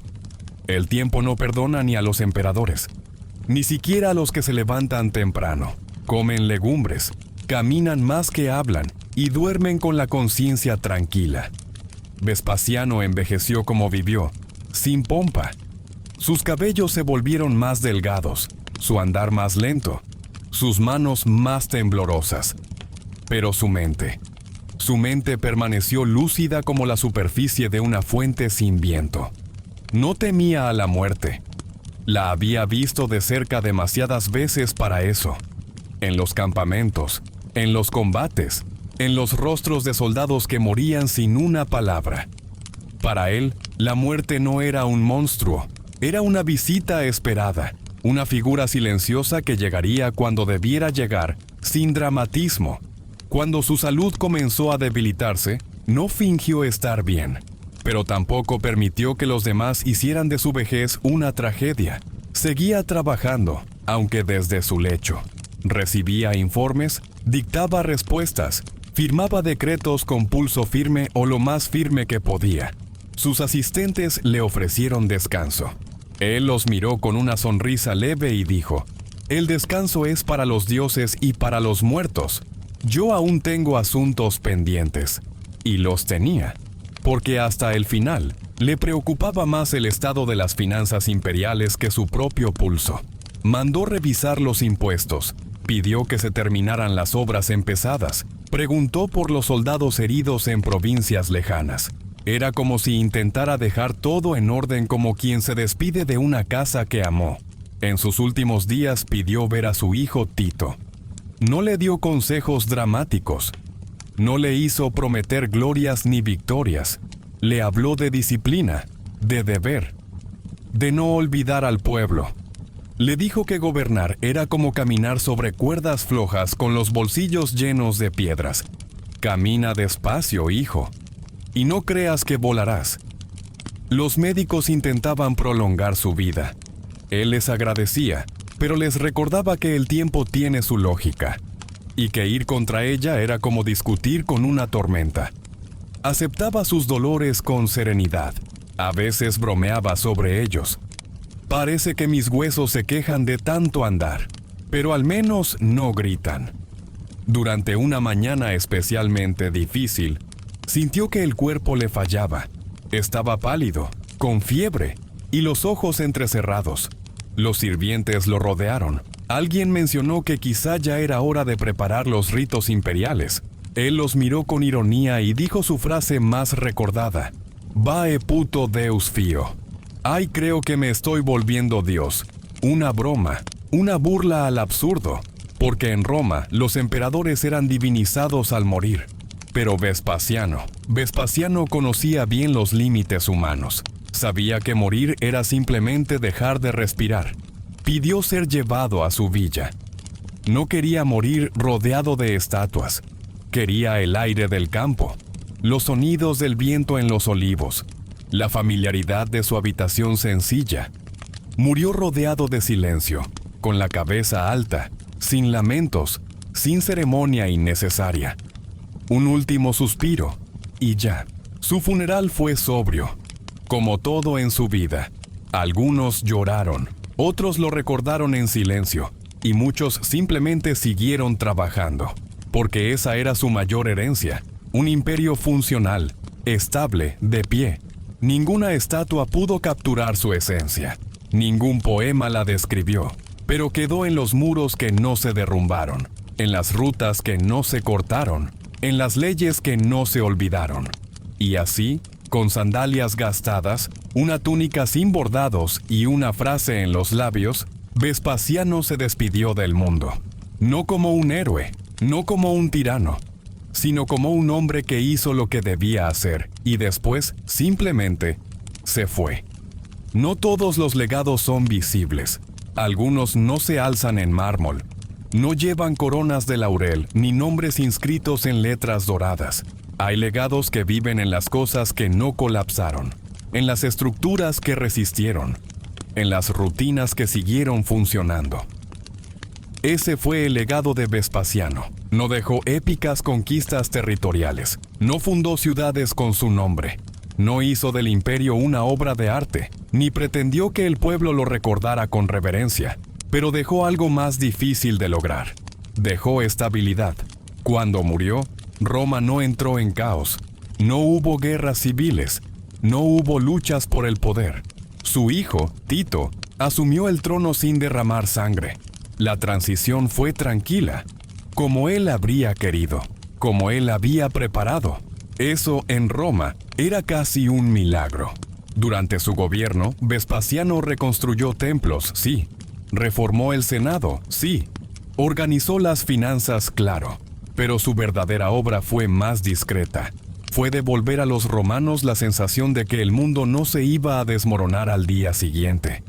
Fue recordarles que un imperio también necesita tejados sin goteras, caminos sin baches y leyes que no cambian según el humor del emperador.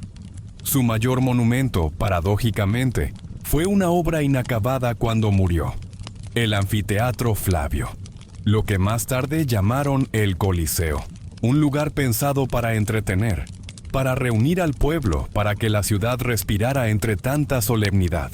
Y aunque muchos lo asociaron con el espectáculo y la sangre, Vespasiano lo pensó como un espacio de unidad, de pertenencia, de pueblo. No mandó erigir estatuas propias en cada esquina. No acuñó monedas con frases rimbombantes. Su rostro aparecía, sí, pero sin gestos heroicos, sin dioses detrás, sin rayos, sin truenos, sin aves sagradas, solo él, su perfil, su nariz prominente, su expresión contenida. Con el tiempo, su nombre fue opacado por figuras más brillantes, más trágicas, más escandalosas. Algunos lo llamaron aburrido, otros avaro. Algunos incluso dudaron de su inteligencia por no buscar la fama. Pero los archivos, los registros, los restos arqueológicos, todos coinciden en algo. Después de un periodo de caos, Vespasiano trajo orden. Y no lo hizo con discursos, lo hizo con trabajo. Hoy su memoria no provoca desfiles ni celebraciones, pero sigue viva en cada tramo de vía romana que aún se puede recorrer, en cada canal de agua que aún fluye, en cada sistema legal que sobrevive, con 1000 modificaciones, pero con la misma base de lógica y eficiencia. Vespasiano no quería ser recordado como un dios, quería que su gobierno hablara por él, que sus actos hablaran, que sus silencios hablaran, que su vida sencilla fuera suficiente. Y lo fue, porque hay grandeza en lo que se mantiene firme sin llamar la atención, en lo que sostiene sin exigir reconocimiento, en lo que persiste sin pedir aplausos. Quizás mientras escuchas esta historia ya estés dormido. Quizás Vespasiano te haya acompañado en tu descanso, sin decir mucho como lo hacía en vida, con su presencia constante, con su andar tranquilo, con su forma de ordenar el mundo sin estridencias. Y si aún estás despierto, quizá puedas llevarte esto. No todos los héroes levantan espadas. Algunos levantan columnas, firman decretos, corrigen cuentas y se acuestan temprano. Y gracias a ellos las civilizaciones no colapsan. Así era Vespasiano, no una leyenda, no un mártir, no un dios, solo un hombre que sostuvo el peso del mundo con las 2 manos, y luego lo dejó en equilibrio, para que los demás pudieran seguir caminando. Todo imperio termina, pero a veces se desmorona en cámara lenta. Así fue la caída de la dinastía de los Severos, no con un estallido, sino con un suspiro prolongado, casi imperceptible, uno de esos colapsos que no hacen temblar el suelo, pero sí el alma del imperio. Tras la muerte de Caracalla en el año 217, Roma quedó herida, y no solo en lo político, sino en lo emocional. Porque cuando muere un emperador, muere también una versión del mundo que gobernaba. Mueren sus costumbres, sus errores, sus enemigos y sus protectores. Y entre los que fueron empujados al borde del olvido, estaba una mujer, Julia Mesa. No era senadora, no era cónsul, no era poeta ni guerrera. Era algo más incómodo, más invisible, era una abuela y era peligrosa. Cuando Roma giró la cara hacia otros hombres, Julia Mesa fue enviada de regreso a su tierra natal, Emesa, en la provincia de Siria. El exilio no era una prisión, pero era eso que el poder llama destierro elegante. Se la mandó lejos con silencio, con cortesía, con un carruaje y unas pocas monedas. Se asumía que viviría sus últimos años mirando el horizonte, recordando los días dorados y finalmente desapareciendo. Pero Julia Mesa no desapareció, porque había algo en ella que ni el tiempo, ni el imperio, ni los traidores sabían cómo callar. Una voluntad de acero envuelta en ropajes de lana. Una mente estratégica que hablaba en voz baja y escuchaba con atención mortal. En Emesa, lejos del mármol y del Senado, se instaló en una villa modesta. No tenía tronos ni columnas. Tenía paredes con grietas, mesas de madera gastada y alfombras que olían a especias antiguas. Allí, entre velas y cántaros de agua tibia, comenzó a tejer, no con hilo, sino con memoria. Con cada tarde que pasaba en silencio, recordaba. Con cada noche que escuchaba a sus nietos dormir, planeaba. Porque Julia Mesa no estaba sola. Con ella vivían su hija, Julia Soemias, y su joven nieto, un niño de rostro delicado, mirada intensa y gestos ceremoniosos. Se llamaba Varius Avitus Bassianus, pero en su templo local era conocido por otro nombre más solemne, el Agábalo. Tenía apenas 14 años, pero Julia veía en él una oportunidad, o tal vez un puente, un regreso. Desde la distancia, observaba el desorden de Roma, emperadores breves, traiciones rápidas, generales sin rostro, y promesas que se esfumaban con la misma velocidad con la que eran proclamadas. La capital parecía haber olvidado que era una dinastía, y ella no lo había olvidado. Comenzó a escribir cartas, números oficiales, no firmadas con sellos imperiales, cartas discretas, cartas que viajaban en manos de mercaderes, soldados, diplomáticos provinciales, cartas que llevaban recuerdos, oro y promesas, porque Julia tenía lo más peligroso que puede poseer alguien en el olvido: recursos y memoria. No hablaba de venganza, no hablaba de castigo, hablaba de restauración, de orden, de continuidad, y para eso ofrecía a su nieto como solución y como símbolo. En las tardes enseñaba al joven el Agábalo a moverse con ceremonia, a mirar con gravedad, a hablar con pausas. Le enseñaba la importancia del silencio, de la imagen, de la calma. Los que gritan pierden el trono antes de sentarse, le decía. Y el niño, entre juegos y oraciones, aprendía a parecer más que un niño. Aprendía a parecer un dios. Julia sabía que no bastaba con tener sangre imperial. Había que parecer elegido por el destino.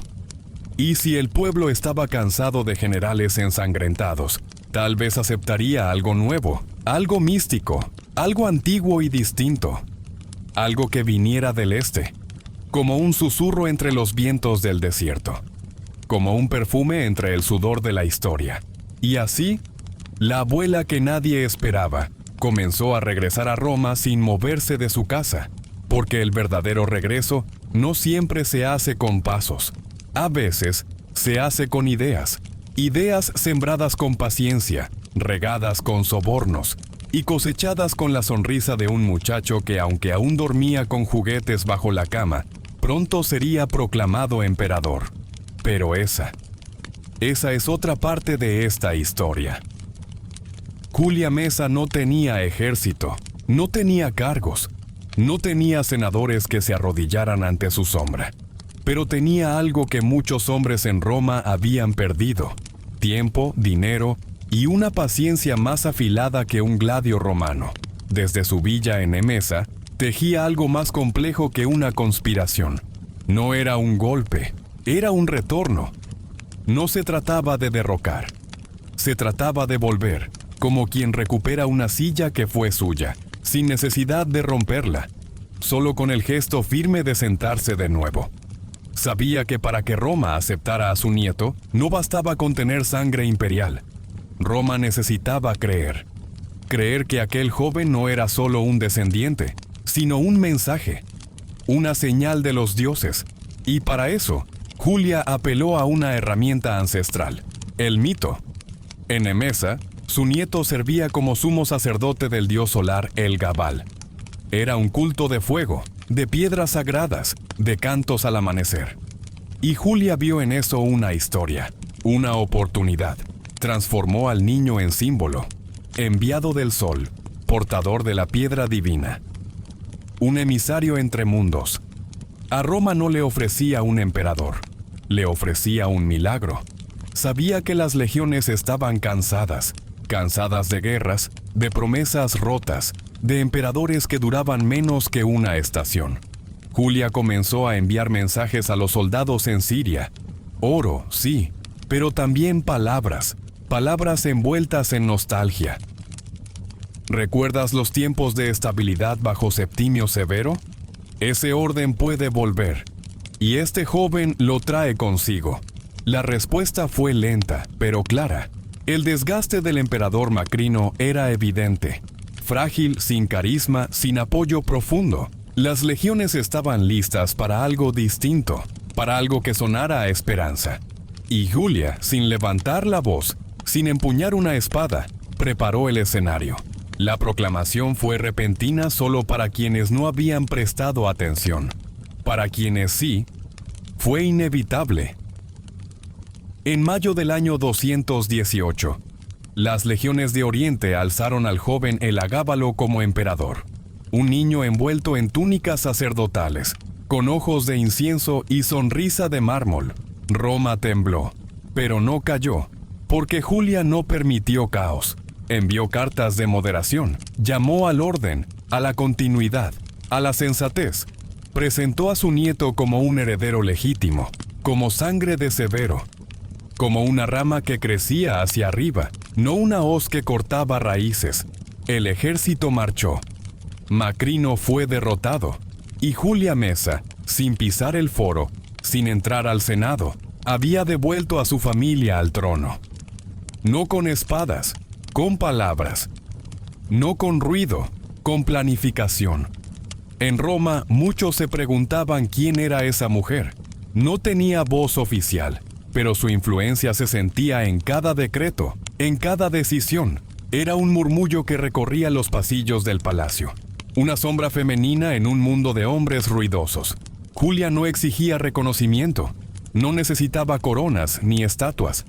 Su poder era de otro tipo, más denso, más profundo, más duradero, porque ella no mandaba, ella decidía, y eso, en Roma era mucho más importante. Mientras su nieto recibía coronas y altares, Julia se mantenía detrás de las cortinas, observando, calculando, hablando poco, pero con exactitud quirúrgica. El palacio era un teatro, y ella no era actriz, era directora. Muchos hombres poderosos la subestimaron. Creyeron que era solo una madre preocupada o una anciana ambiciosa, pero no comprendían que el poder no siempre llega con gritos ni amenazas. A veces llega con una taza de vino servida a la hora justa, con una mirada sostenida en silencio, con una frase que parece casual pero cambia el curso de una guerra. Y así, la mujer que nadie veía tejía un nuevo capítulo en la historia de Roma, no con hilos de lana, sino con hilos de destino, no con agujas, sino con paciencia, no con violencia, sino con convicción, porque Julia Mesa no era solo una figura del pasado, era el presente disfrazado de recuerdo, y el futuro ya le pertenecía. Roma no sabía bien qué estaba recibiendo. No era un general, ni un filósofo, ni un estadista. Era un adolescente, un muchacho de apenas 14 años, con túnicas largas, joyas solares y una piedra sagrada que decía representar a un dios. Pero el pueblo, agotado de conflictos, no cuestionó demasiado. A veces, el cansancio disfraza la esperanza, y a veces, la esperanza se disfraza de novedad. Elagábalo llegó a Roma no como emperador, sino como fenómeno. Su entrada fue más un desfile ritual que una proclamación política. Llevaba la piedra de Emesa, símbolo del dios El-Gabal, en un carro tirado por caballos blancos, adornado con incienso, flores y músicas orientales. Para algunos era una visión celestial, para otros, una herejía con perfumes. Julia Mesa caminaba unos pasos detrás, no al frente, no a los lados, detrás, porque entendía la importancia de no parecer la protagonista. Y sin embargo, todo estaba bajo su control. A su llegada al palacio, la corte no sabía cómo tratar al nuevo emperador. No usaba togas tradicionales, no acudía a las reuniones del Senado. Prefería rezos al amanecer, banquetes al anochecer y conversaciones envueltas en misterio.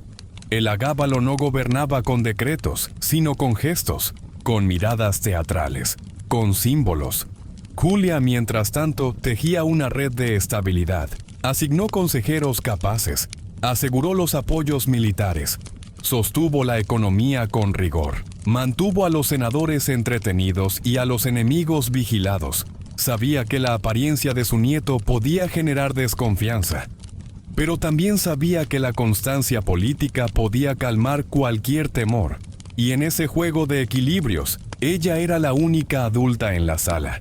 El joven emperador, sin saberlo del todo, seguía el guión que su abuela escribía. Ella lo dejaba brillar en lo superficial, mientras cuidaba las raíces del poder. Cuando él ordenaba la construcción de templos nuevos para su dios solar, ella firmaba acuerdos con los veteranos del ejército. Cuando él cambiaba su vestuario por túnicas más llamativas, ella revisaba las cuentas del imperio. Era una coreografía bien ensayada, pero el brillo llama la atención. Y no todo el mundo estaba dispuesto a aceptar a un muchacho de Siria, vestido como sacerdote gobernando Roma. El descontento crecía en círculos discretos, murmullos en el Senado, cartas envenenadas entre generales, burlas en las calles.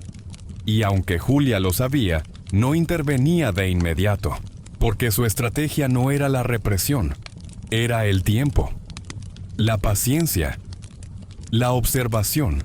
Prefería dejar que el vapor saliera lentamente antes de apagar el fuego, mover fichas sin hacer ruido, reemplazar personas sin humillaciones.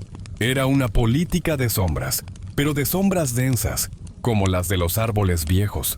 A pesar de todo, el poder de Julia no se discutía. Cuando hablaba, se escuchaba. Cuando sugería, se obedecía. No porque gritara, sino porque sus palabras tenían un peso extraño. El peso de alguien que ha sobrevivido al exilio, a la caída de su familia, al olvido y ha vuelto.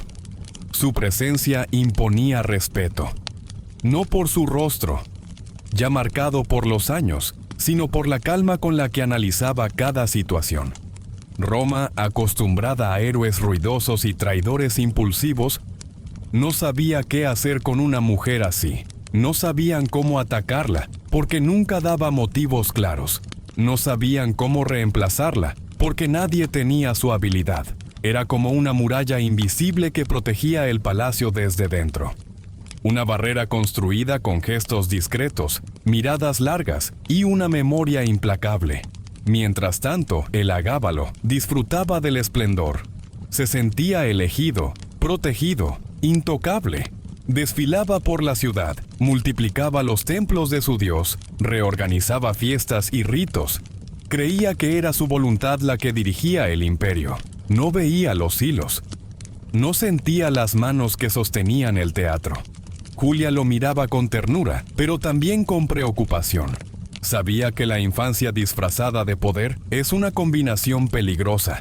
Sabía que el entusiasmo podía volverse exceso, que el amor por lo diferente podía provocar odio en los conservadores, que Roma tenía límites y los estaba rozando, pero aún no era el momento de actuar.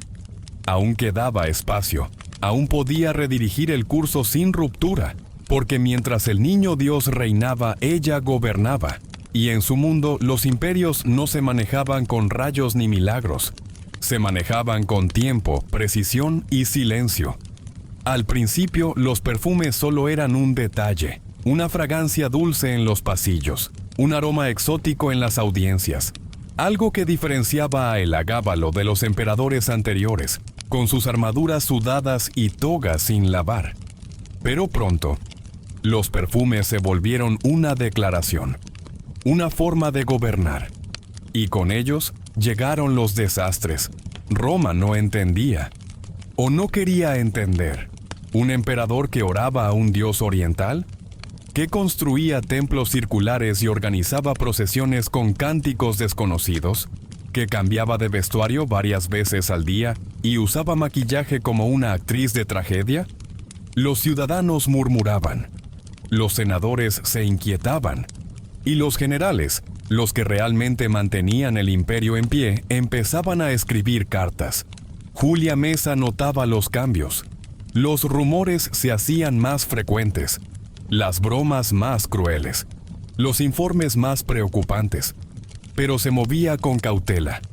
No podía corregir a su nieto sin debilitar su autoridad. No podía frenarlo sin exponer la fragilidad del trono. Así que aplicaba su estrategia preferida: observar y resistir. Mientras tanto, el palacio se llenaba de extravagancias, fiestas interminables, banquetes temáticos, competencias absurdas. Elagabalo disfrutaba del espectáculo, convencido de que lo extraordinario era sinónimo de poder. Pensaba que sorprender era gobernar, que escandalizar era demostrar autoridad, que ser amado o temido era lo mismo que ser recordado. Pero Roma no era un escenario vacío, era una ciudad herida, compleja, orgullosa. Y lo que para el joven emperador era color, para el pueblo era ofensa. Los templos tradicionales eran descuidados, las ceremonias antiguas olvidadas. Los senadores eran convocados solo para presenciar rituales que no comprendían. La paciencia se desgastaba como una estatua bajo la lluvia. Julia intentaba amortiguar las críticas, sostenía la economía, apaciguaba al ejército, repartía favores con precisión quirúrgica, mantenía abiertos los canales diplomáticos, hablaba con los funcionarios clave, controlaba el caos con una mezcla de autoridad silenciosa y gestos calculados. Pero incluso ella comenzaba a ver grietas, pequeñas fisuras en la estructura que tanto había costado reconstruir. Elagabalo no era cruel, no era un tirano. Era un muchacho con una visión diferente del mundo. Pero en Roma, la diferencia no era virtud, era amenaza. Y su insistencia en romper reglas sociales, religiosas, políticas, lo alejaba cada día más del pueblo y del poder. Hubo episodios que Julia no pudo ignorar. Nombres destituidos sin justificación. Nombramientos absurdos. Juegos de humillación en banquetes públicos. Cambios repentinos de leyes por caprichos personales. Y aunque intentaba intervenir discretamente, el ritmo del colapso se aceleraba. En los pasillos del palacio, el ambiente se volvía espeso. Las miradas eran breves, las palabras medidas. La desconfianza crecía como una sombra sin dueño. Incluso los más cercanos a Elagabalo empezaban a dudar. El espectáculo dejaba de ser divertido cuando ponía en riesgo la estabilidad. Julia lo comprendía. Había jugado al equilibrio durante meses. Pero ahora veía que el edificio no solo estaba torcido, estaba empezando a caer. Y no por fuerzas externas, sino por dentro, por el peso de su propio exceso. No fue fácil aceptarlo. Había criado a su nieto. Lo había llevado al trono. Había apostado todo por él. Pero también sabía que el imperio era más grande que una persona. Que la historia no perdonaba errores repetidos. Que a veces gobernar es decidir qué perder para salvar lo demás. Y así, mientras el palacio se perfumaba de noche con incienso y flores, Julia pensaba en silencio. En su habitación, lejos de la música y del vino, leía los informes con expresión neutra. Medía las consecuencias. Calculaba las salidas. No había ira en su mirada, solo resignación y un plan. Porque incluso en el desastre, ella seguía siendo ella. No la emperatriz, no la madre, no la abuela, la estratega, la mujer que nunca desaparece porque siempre está esperando. No hay decisión más difícil que reemplazar a quien uno ama. Pero en el tablero del poder, el afecto no siempre gana. Julia Mesa lo sabía. Lo había sabido desde el principio. Desde el primer gesto extravagante. Desde la primera vez que su nieto confundió el trono con un altar. El amor no bastaba para gobernar Roma. La situación era insostenible. La ciudad ya no murmuraba, se quejaba. El ejército ya no dudaba, conspiraba. Los senadores ya no obedecían, se distanciaban. Y el agábalo, envuelto en túnicas de seda, no veía la tormenta que se formaba en los pasillos. Julia la sentía en los silencios, en las cartas que no llegaban, en las miradas que evitaban cruzarse con la suya. Fue entonces cuando pensó en su otro nieto, Alejandro Severo, más joven, más sobrio, más fácil de presentar como antítesis. Mientras uno rezaba a un dios solar, el otro estudiaba filosofía. Mientras uno organizaba banquetes teatrales, el otro escuchaba a los sabios con atención. Mientras uno fascinaba, el otro tranquilizaba.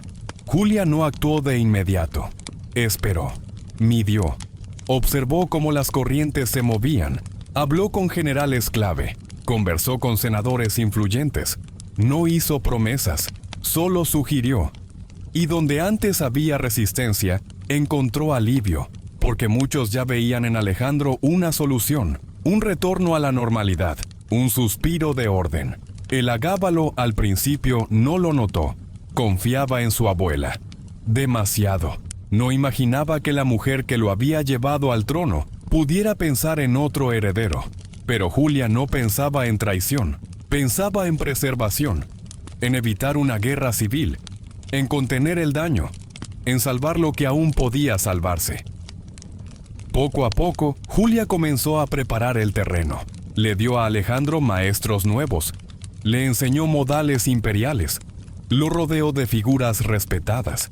Le habló no como a un niño, sino como a una opción, y él escuchaba, callado, disciplinado, con la mirada fija.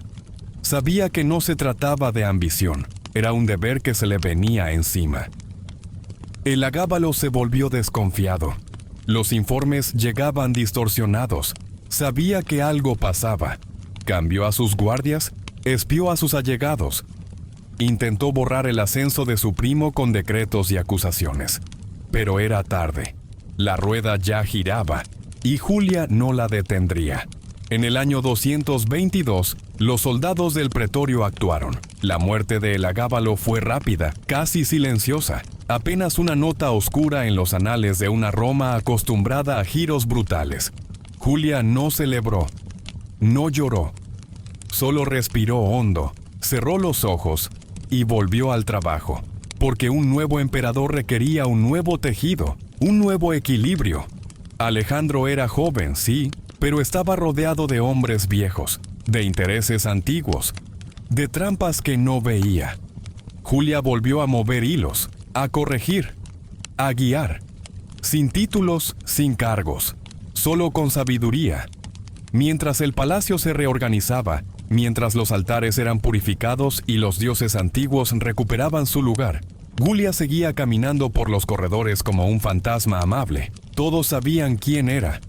Nadie la enfrentaba. Nadie se atrevía. Y así, sin coronas, sin monedas con su rostro, sin discursos públicos, ella gobernó. Durante años. Con discreción. Con precisión. Con una presencia que no se imponía, pero que nadie podía ignorar. Julia Mesa no fundó una nueva Roma, pero evitó que la vieja se desplomara. No salvó un imperio, pero salvó el alma de una dinastía. Y lo hizo desde el rincón más oscuro del poder, el que no se ve, pero define todo. Porque a veces, los imperios no se sostienen con ejércitos ni templos. Se sostienen con una mujer sentada en silencio tomando la decisión correcta. La historia de Julia Mesa no terminó con una caída, ni con una victoria ruidosa. Terminó como vivió, entre sombras, pasos lentos y decisiones que casi nadie vio. pero que todos sintieron. Porque los verdaderos pilares de un imperio no siempre están en las estatuas. A veces caminan por los pasillos sin dejar eco. Con Alejandro Severo en el trono, Roma respiró. La ciudad recuperó sus formas clásicas, sus ritos antiguos, su compostura institucional. Se reorganizaron las finanzas. Se reconstruyó la confianza. Se recompuso la imagen imperial. Y en medio de todo eso, Julia observaba. Ya no dirigía, ya no intervenía, pero su presencia seguía imponiendo pausa, respeto y una extraña serenidad. Los años pasaron con la velocidad extraña que tienen los días tranquilos. Julia envejecía como una ruina noble, firme por fuera, frágil por dentro. Se retiró cada vez más a sus habitaciones, leía menos cartas, escribía más memorias. Sus conversaciones se acortaban, pero sus silencios decían más. Ya no buscaba mover el mundo, solo dejarlo en manos estables. Alejandro la visitaba con frecuencia, no por deber, sino por cariño. La escuchaba como quien escucha a un oráculo que ya no necesita hablar. Le preguntaba poco, ella respondía menos, pero entre ellos el entendimiento no pasaba por las palabras, estaba en los gestos, en la forma en que él alzaba la copa, en cómo ella lo miraba al salir. El palacio cambiaba. Los rostros nuevos reemplazaban a los antiguos. El mundo seguía girando, pero el nombre de Julia aún flotaba en el aire. No en voz alta, no en decretos, en susurros, en frases entrecruzadas en los pasillos. Esto es como lo hacía ella. No muevas eso aún. Recuerda lo que decía la señora Mesa. Los sirvientes la cuidaban como se cuida a una biblioteca viviente. Sabían que cada paso suyo era parte de una época, que cada uno de sus gestos cargaba memoria. Y aunque ella no pedía nada, todo se hacía a su manera, por respeto, por costumbre, por miedo quizás a que su ausencia rompiera algo invisible. Y luego, sin escándalo, sin cortejo fúnebre majestuoso, Julia Mesa se fue. Nadie supo la fecha exacta. Algunos dicen que fue una mañana de primavera. Otros que partió en medio de una lluvia suave, sin testigos. No hubo tumultos. No hubo ceremonias masivas. Solo una cama vacía. Una vela que no se volvió a encender. Su tumba no está entre los héroes. No está en mármol. No está adornada con laureles. Está donde ella quería, lejos del ruido, cerca del centro. Y aunque la piedra que la cubre no grita su nombre, cada decisión que tomó dejó marcas más profundas que cualquier inscripción. Roma siguió, como sigue todo imperio que todavía respira, con guerras, con reformas, con nuevas intrigas. Pero hubo una época, breve, silenciosa y delicada, en la que una mujer tejió los hilos del poder sin armas, sin tronos y sin gritos. Y esa época tuvo nombre, y ese nombre fue Julia, porque el verdadero poder no necesita aplausos, ni esculturas, ni biografías. El verdadero poder solo necesita tiempo, y una mente que sepa esperar.